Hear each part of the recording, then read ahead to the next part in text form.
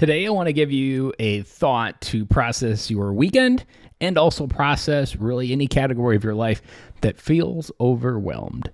And if you're like the average dad, that probably is most categories, if we are going to be honest. And honesty is one of those things that we try to lead with here on the Business of Fatherhood. So that is my prelude to the question. What did you say yes to today, this week, this month?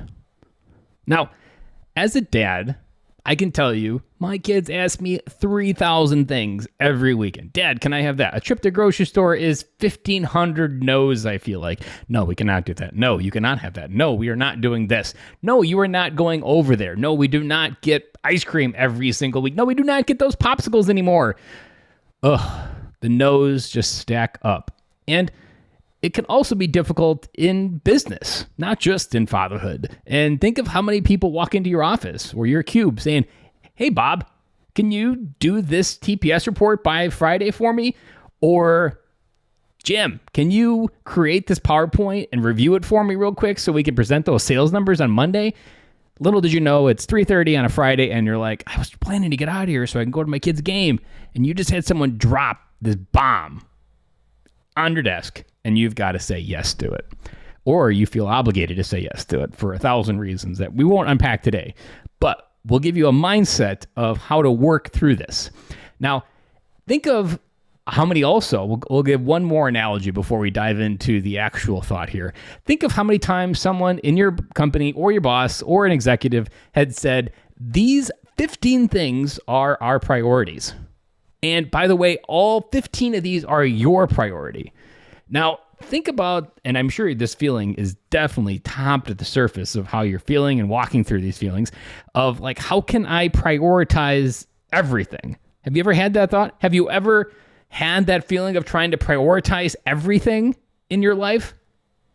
And it's everything needs to be a priority? No, life doesn't work that way. Like you can't prioritize everything. Now, that's what you're thinking. But most likely you did not probably say that. You thought it, but didn't say it. And what I had to learn the real hard way, because there's always more to do than time to do it. And there's always more initiatives than there is time to do it. And primarily when we feel like we got our life really well organized, we're like, I've got these things organized, I've got this going well, I've got these objectives going well. That's when someone walks in and says, hey, you look like you're doing well, let's add to it. And you're like, no, I've just spent the last 3 months trying to figure this out. You are not coming in here and telling me that. But again, you're saying that in your head, most likely not out loud. So how do you get through this? What's the right answer? What's the process that could get through this? And this comes in the context of kids or really any big decision, money, all of it, is that there's this idea that when you say yes to something, that time is not imaginary. It feels like, yes, I could do that. Meanwhile, you didn't look at your calendar. I'm guilty of this, of saying yes for a meeting and looking at my calendar and be like, ugh, I forgot. And in this case, when you say yes to something, it's important. This is the whole crux of this episode, so don't miss it. When you say yes to something, you are saying no to something. One more time for the people in the back. When you say yes to something, you are saying no to something. The problem is most people never consciously go find that no. They keep everything in the yes category. And while keeping it in the yes category, they get overwhelmed, they get burnt out, and they have no room left. So when you have someone walk into your cube and say, or maybe it's even your boss, a conversation you had just this week maybe, someone walks in and say, hey, I need you to do this new task. And you're like, that's great. I'd love to do that. Right now, I've got these 5 things that you also said were important. So which one would you like me to swap out? Which one of these is going to get a slightly downgrade so we can say yes to this? Because I want these to look really good. We've already said these are really important initiatives that we're working on.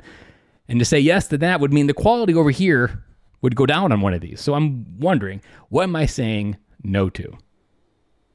It's a real powerful, simple example. But when we say yes to something, finding that no can be so critical. Because if we don't understand what we're saying no to, there will be a coming time in the future, someone comes in and said, hey, did you finish that A objective? No, I started working on that new objective you gave me, and that one fell off the side. Well, I needed both. Why didn't you? What's going on here? I need you to figure out both. Meanwhile, again, it's 3:30 on a Friday, and you're like, man, I just wanted to go home and play with my kids. Now, this is a lot deeper of a concept, and we can rabbit hole in so many different ways. But what I ultimately want you to understand is whenever there's a yes, or whenever you want to say yes, find that no that you're saying no to.